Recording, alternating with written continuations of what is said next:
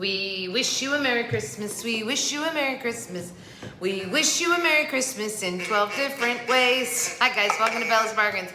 Thanks for Nan. My name is Amy, and today is day number 3 in our 12 Days of Christmas challenge put on by, well, hold on. I'm just gonna insert a little thing here. Okay, so it's 12 Days of Christmas brought to us by Brenda from Rustic and Lace DIY and Krista from Krista's Crafty Life. Today is day number 3, and the challenge was to do rustic woodland, or rustic or woodland, or woodland or rustic. Anyway, you get what I mean. Okay, so today was rustic and, I know I just said it on there. What is it? It's rustic and woodsy. Rustic and woodsy, I think is what it is. Yeah, rustic and woodland. So I hit it. Bam. On the target. Bullseye. Boom. All right. So the first day, November 1st, which was ornaments, there was 25 videos. I don't know if any of you got all the way through them. Like, by the way, every video, I'll be wearing my Christmas hoodie here. It's like, I'm just gonna wear my Christmas hoodie every time I do one of these videos. There we go. Yeah. So Christmas hoodies came out. Just, oh my gosh, my hair is it's freshly washed and very frizzy, curly. So the first day there was 25 videos, like 25 people participated. The second day, initially there was only 9. I don't know if people are gonna like add their videos on late. So this is the third day. I'm curious how many of us will actually make it through the whole 12 days. I'm pretty confident I will. I've done this before, but last year when I did my 12 Days of Christmas, which right now I will insert video number 3 of mine from last year when I did 12 Days of Christmas. I rewrote the words to the song, so it's kind of cute. Anyway, but I was only doing one craft, right? So I was doing like, you know, I don't remember what, 3, might have been 3 silver bells I did last year or something like that.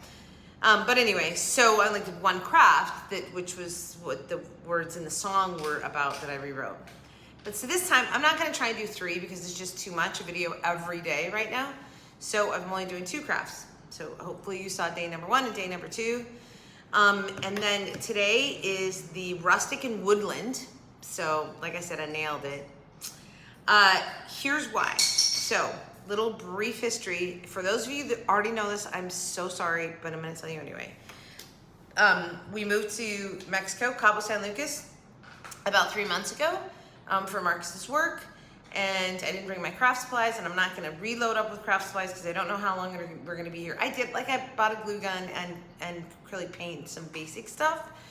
But they don't really have, they have a 22 peso store, which is kind of like a Dollar Tree, but not as much stuff, and it's certainly not a craft section, right? So, well, one of the things about Mexico, which is a very common thing in lots of places right now, I'm not gonna make any reference to, there's a lot of garbage. There's a lot of reasons for that. So the municipalities here aren't like necessarily you might be used to in the US of A, where your trash is getting picked up twice a week. No, that's not happening here. And also, there's a lot of dirt roads, and there's a lot more less modern conveniences in some of the areas around here. So, but the people are amazing. So anyway, so when I first got here, I was, you know, taking the dog out on walks, and I was like, there's so much trash. So I decided to make my crafts from trash, which I have been doing, and I've been having a lot of fun with, but also recycling. Like, I don't want to add any more to the trash here, so I'm doing stuff with my trash, recycling it. So, but today's isn't, there's nothing recycled in today's. Today's are completely 100% trash that I found on the side of the road. Where'd they go? Where'd they go? Where'd they go? Here they are. Oh, where's my spoon? Oh, here's still my rag out from wiping down the counter. Okay, so these both are rustic and woodland. It's like, ah! All right, so the first one I'm gonna show you, it's so simple, but one of the things that I'm finding all over is wire. So there's a lot of new construction going on and all over down here. And there's a lot of rebarb, you know, and then, I don't know, there's wire everywhere, all right? So this first one is so cute. Oh, look at how cute it is. I'm having bad arthritis, I can't move that arm forward. But anyway, look, So this is all found stuff. I found this plank of wood. Backside was, but the front side was white washed-ish, and I was like, perfect. And I just found like a little stick, and okay, wait, I'll just show you how I made it. It's so simple.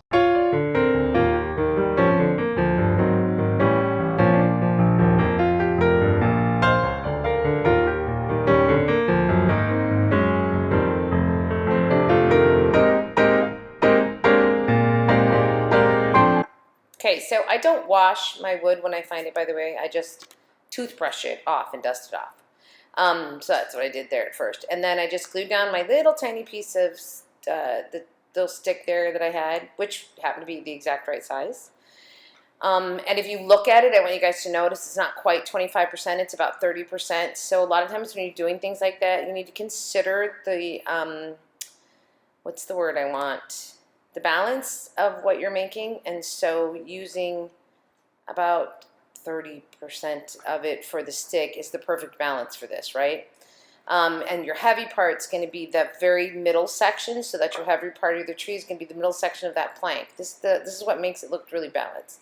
Okay, all I'm just doing is, it's so obvious, right? I'm just moving the wire, manipulating the wire. If the wire piece wasn't long enough, that didn't matter. I just, went to the next piece of wire and added it on until I got to the top. And then I took a piece and I made a star. So now notice, right? You're seeing more of the plank at the top and the bottom. Those are your open spaces. It's more filled up in the middle. So this is like the third ratio rule. Okay, you probably don't even need to know that, but I told you anyway. All right, so I got my little star. And now I've got to glue these down. I just hot glued the bottom piece to my stem. And then this is like a crazy glue, which works perfect. It's Mexican crazy glue, by the way. But it works amazing. And then I put my star on. Now, I took some green paint, watered it down, and we're just going to whitewash the sides, or greenwash, I guess. And then I'm letting it bleed into that, because this is just, again, this is so rustic.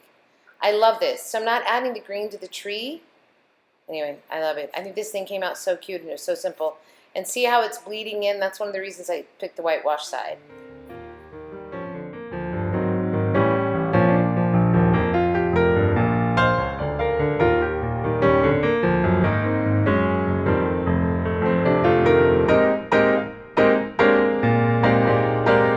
I mean, yeah, trash. This is just 100% trash. And it's cute. And I could do something on the other side. I mean, technically, right?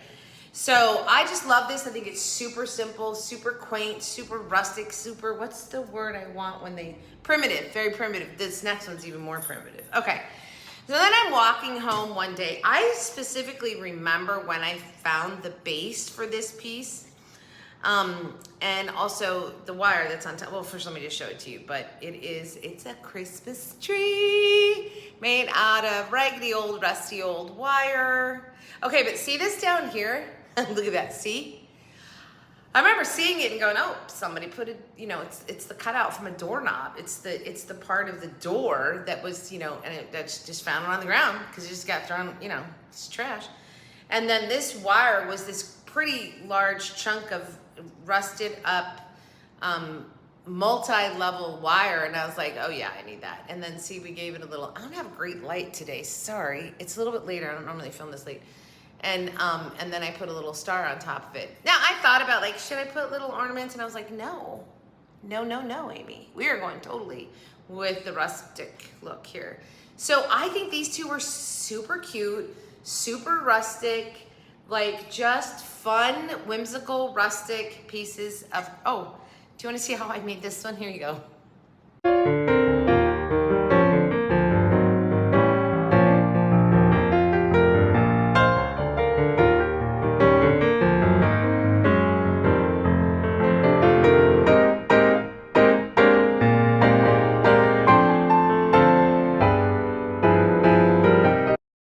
Let's go. So got to put the gloves on because this stuff it'll mess up your hands. So I'm just going to take the very bottom and I'm just going to like twist it down so it's the very bottom of it is facing down to fit in the hole. And then start my wrapping around making the tree.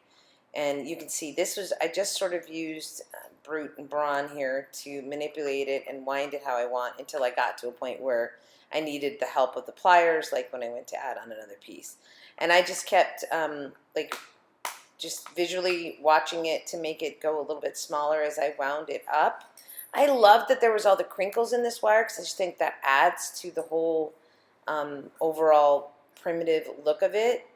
And you can see I'm putting it in there and like checking it, like, okay, so how's that standing and how's it look, the curls going up and so on and so forth. But it wasn't enough to take it all the way to the top of the tree, so I have to add another piece of wire here.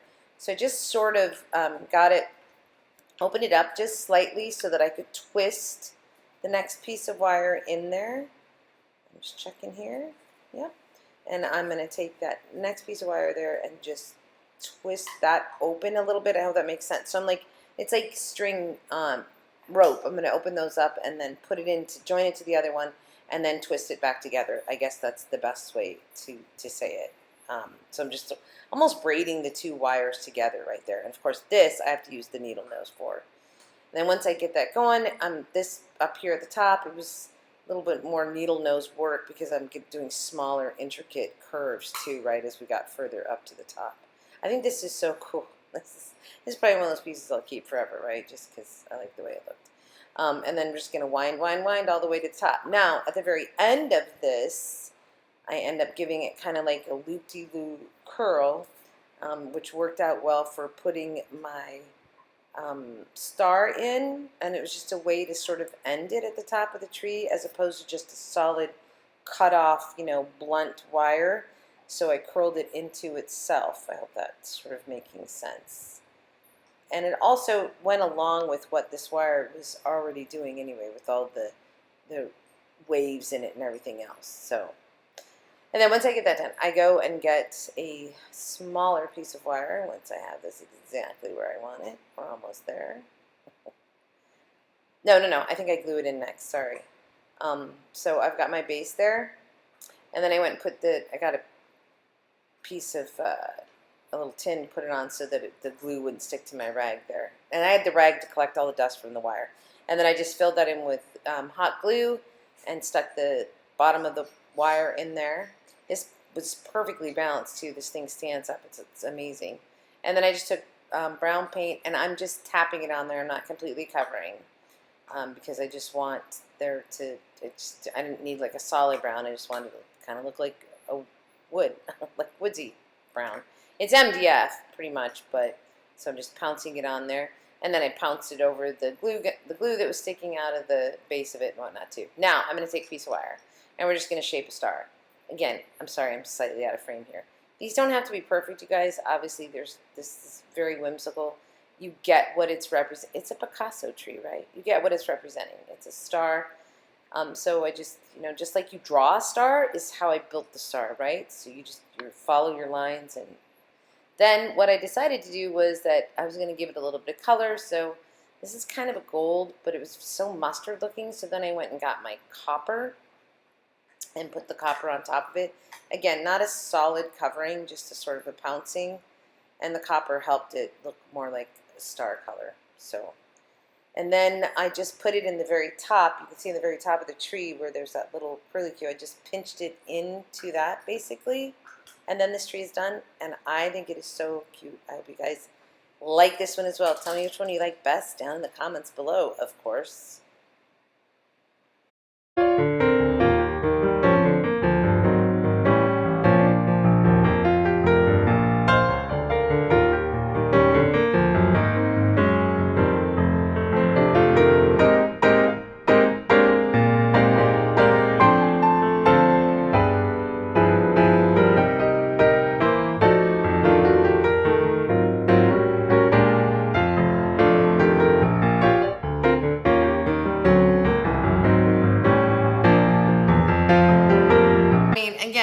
The biggest part is, and I put my gloves on, and Mark's got me those good needle noses because, you need those. But a lot of this was just, it was manipulating it in that round circle so that it went smaller and smaller and smaller. And then I had to add a little bit of wire, like I think you saw that where I did that. It doesn't matter, it's rustic. It's a rustic tree. Anyway, All right, so I had fun doing those. I will keep those. They're Christmas decorations here. I have a stairwell in this house that goes up to the private rooftop patio. And I decorate on the stairwell almost like it's a mantle. I mean, it's not, but it's almost like it's a mantle. Actually, this might look really cute with my reindeer that I made in yesterday's video. All right, guys, so I hope you like both of those. Now, don't forget, what are we gonna go do next? We're gonna go hit that playlist and we're gonna go check out the other videos. I don't know how many videos will be on there today, but I don't think the 25 number was gonna stick. It's a lot to take on to do 12 consecutive days of videos. And even if you got a head start, you know, it'll always catch up with you. Anyway, all right. So like, I don't have my ones done for tomorrow yet. And I'm like, okay, will I get them done? Well, I'm hoping so. So anyway, everybody have a great day, great week, a great life. You're gonna make sure I get them done? All right, Ferdinand, you're right. This is your moment to shine. He goes, I want to be on view for 12 days. Okay. You want to get to know your, yeah, okay. He wants to get you know you guys. All right, thanks, Ferdinand. We love you. Okay, anyway, so I will see you guys next time here on Bella's Bargains. But until then, oh, Christmas tree, how rustic are your branches. From your singing crafty crafter. Happy bargain shunting. Happy bargain hunting. All right, we'll talk to you guys next time. Doodles.